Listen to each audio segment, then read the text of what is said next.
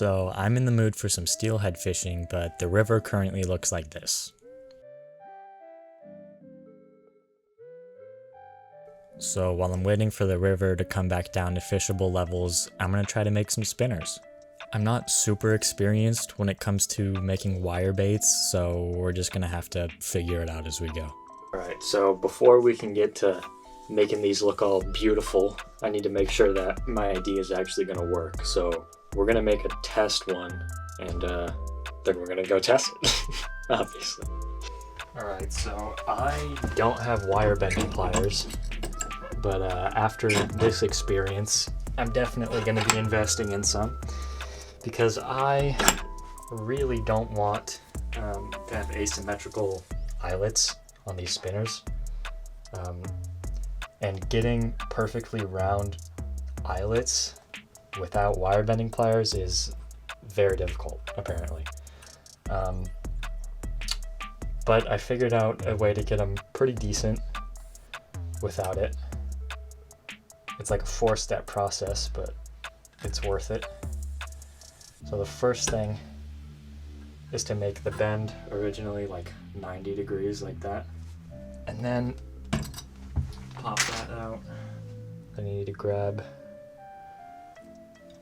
your wire here, right where the bend goes from a circle to, or not, like from a curve to a straight line. Pinch it right on the edge there. Get it real tight in there so it doesn't slip. And then you bend the main wire back down so it's parallel, like that. Put whatever you're using to keep the bend in there back in the vise. Pop this back on. And you get that bent over again. And now you're looking pretty circular. Then you have to take this back out, pinch it so that the main line or the main wire is 90 degrees with the vise. Get it really tight in there, and then you can actually wrap it. And I just do like 1.5 turns because this wire is super thick, so it's not going to come undone. And then you can pop it out. It's not perfect, but it's pretty close. And then the assembly is pretty basic. I just use 4 of these little, I think they're 5mm beads.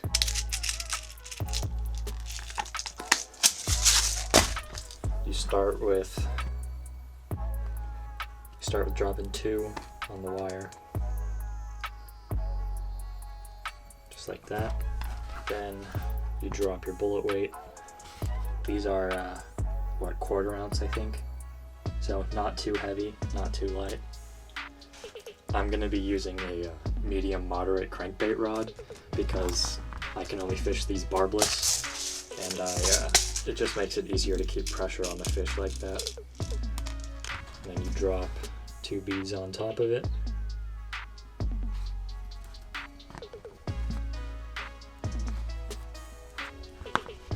That.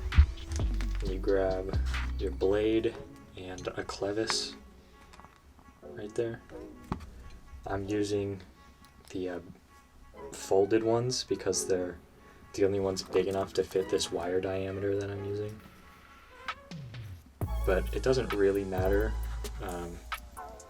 like quality wise for the clevis because it's not actually taking any weight.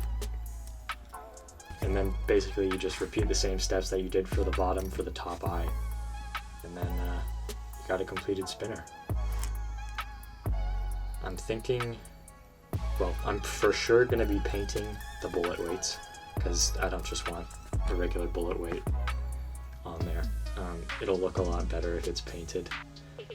I think I can go a couple routes. I can either paint it in a fish pattern, or I can just try and match like the bead color and try to imitate eggs or something. And then I could also paint the blade potentially, but I don't know if I want to do that. I think I'd rather just keep the flash. It'd probably be more effective that way. Also, I'm thinking of selling these, so if you guys like them, let me know. If you want them, let me know. If I do, I'll make sure they're better quality as far as like the eyelets and stuff, since, you know, I'm going to be buying some wire bending pliers. I'll make sure those are better quality.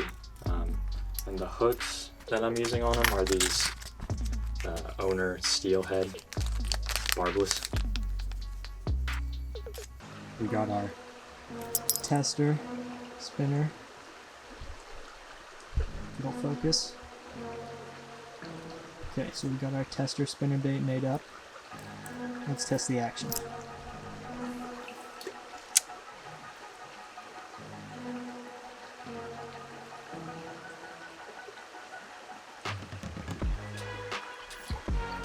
I'm not sure how well you can see that, but it's spinning really well. I think you can see the flash at least, so you know it's spinning.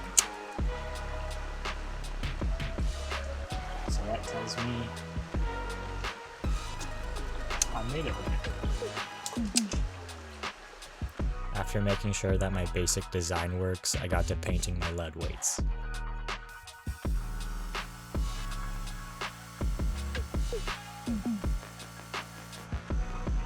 I'm sure there's a couple lure makers out there who are wondering why I'm not just using powder coats for the weights. Basically, the reason is that it's just too expensive for me to justify, and I also have less control over like the exact color and shade that I want.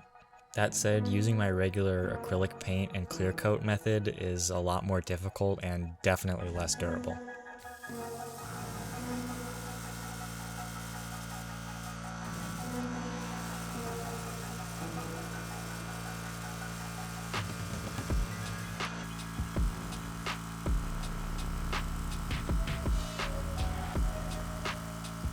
Once my clear coat's set, I started assembly.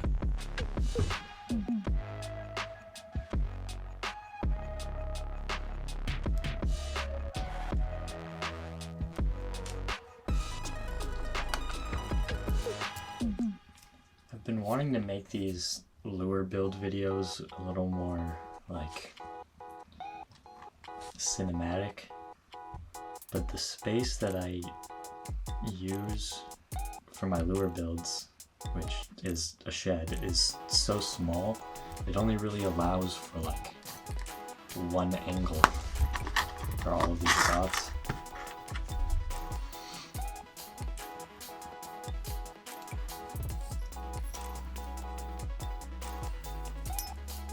Okay, so there's the red and silver.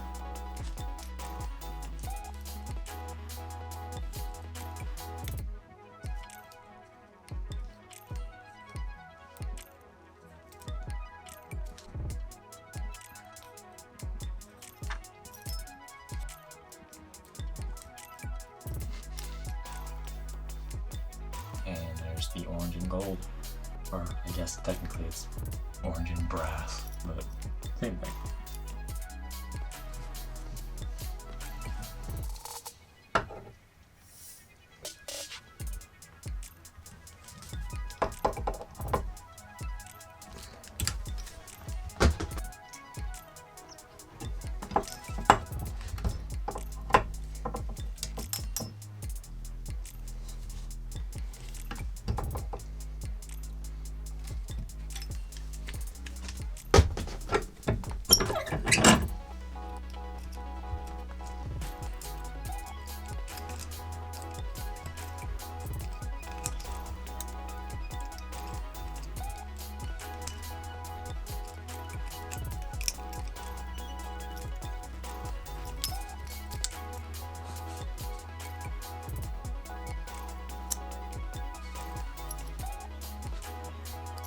And when I was finished, this is how they came out.